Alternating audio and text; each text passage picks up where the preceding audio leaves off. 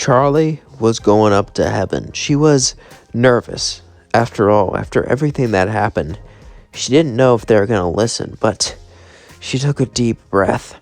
She wanted them to listen. She needed them to listen. In fact, everything could change. Everything could be better if they just listen. As Vaggie herself was nervous, that only made Charlie more nervous. But as she got to heaven, everything would continue like in canon until Charlie's trial. As Charlie began to speak her case and saw Angel could change, this time Sera felt guilty. As Sera watched, she realized something.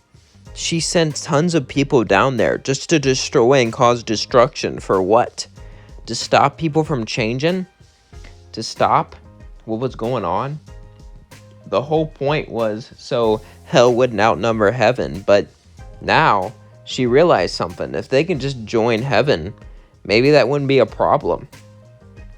She continued to watch as everything went on and unfolded like in canon, but she looked ashamed.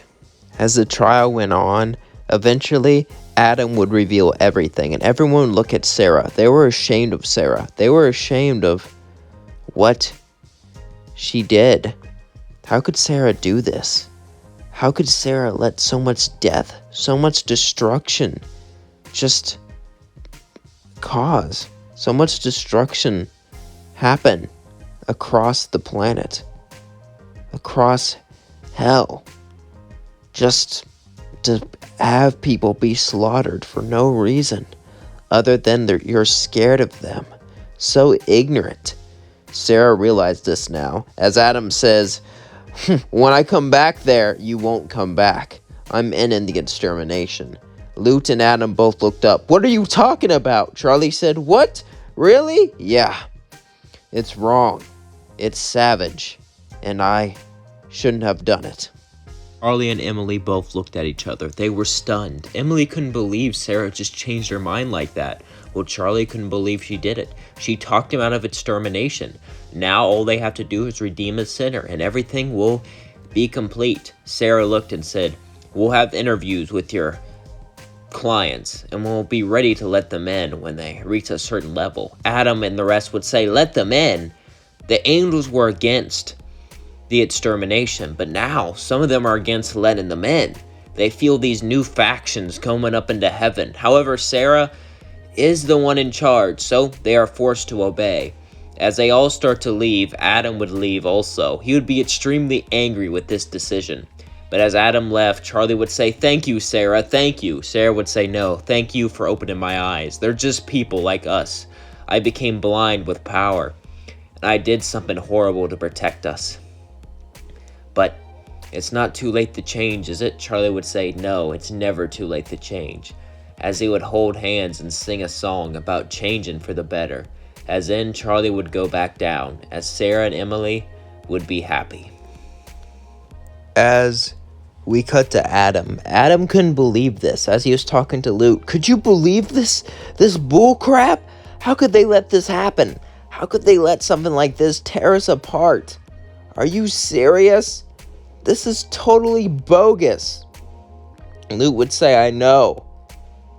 We should do it anyway. Go out. Are they gonna stop us?" Adam would say, "Yeah, you're right." As they're gonna prepare to go down for extermination secretly. As who would really know? After all, if they did it, Charlie would just assume that heaven backstabbed them. And honestly, since they're not prepared for it, they could easily get away with it, wipe them all out, but they had to do it secretly. As they're preparing, we cut to Charlie. Charlie was so happy as she walked to the hotel. Angel says, "I doubt it, but did you have any good news?" As she said, "Yeah, they agreed not to exterminate us." Angel would say, "What? Crap, you actually did it? You actually convinced them? How?" "With the power of music."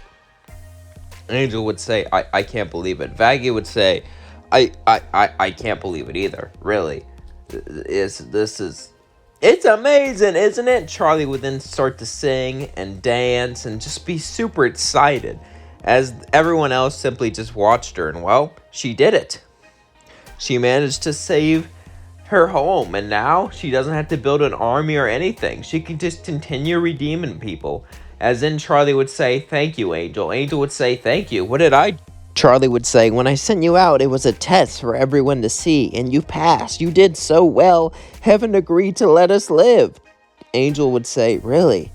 I, I, Angel was stunned for words. He was a little upset that he was used for a test, but that literally saved his life, so he couldn't be too mad.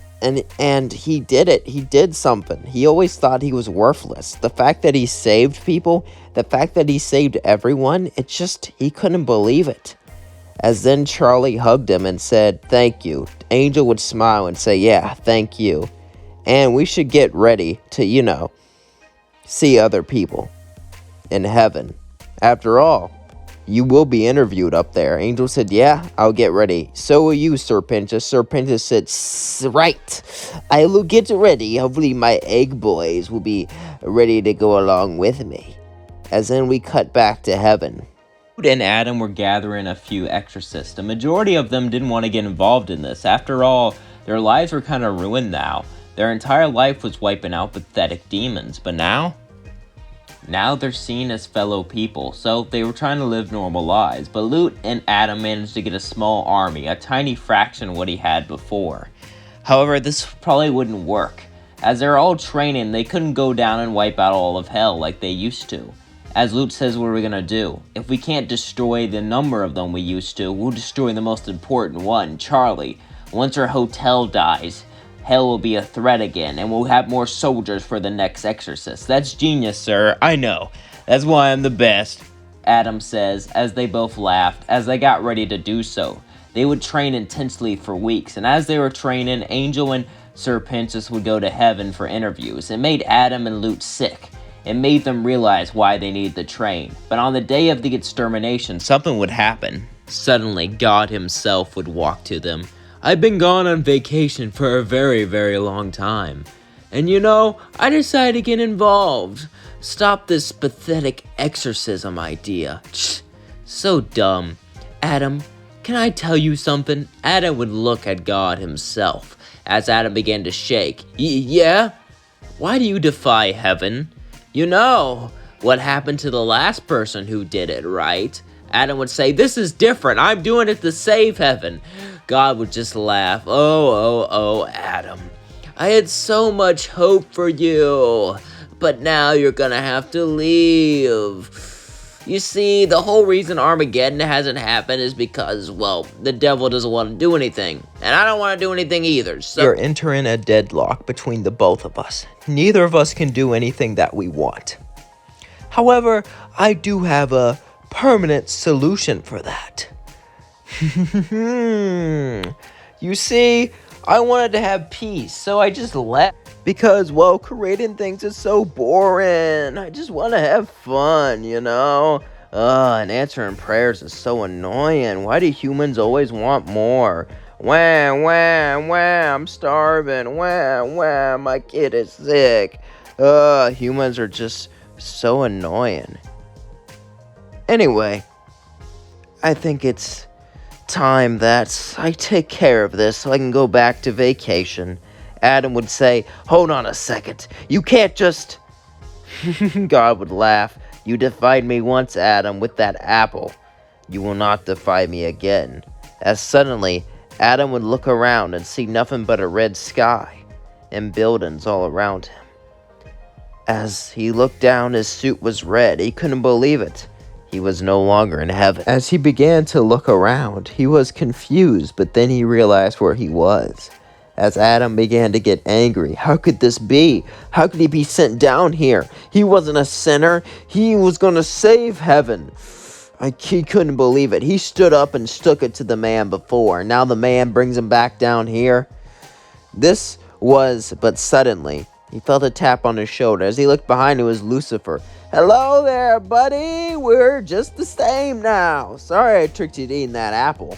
But hey, now that we're down here, we can play and have fun." Adam would say, "What? No, yeah. And oh, by the way, I think it'll be fun if we live together. We can hang out, we can play games every day. It will be a party." And then Adam would just scream, "No!" And that's where I leave things off. Happy Pride Month. I don't really... This one was interesting. It was just a concept. I was like, what if they listen to Charlie? Maybe I should do less Charlie ones, but Charlie's get the views. Maybe do an Angel Dust one, but I'm running out of stuff to do with Angel Dust. I've shipped him because, he's a little cute gay shipper. But, yeah, I don't know who else to ship him with. I do have a fun, unique what if, though, that doesn't involve Charlie. Believe it or not. But, yeah, hope you all enjoyed this episode. Please don't forget to like, comment, and subscribe. And please, please, please share it with all of your friends because that means the world to me. Love you all so, so much. Mwah. You are just super, super amazing. Give yourself a pat on the back.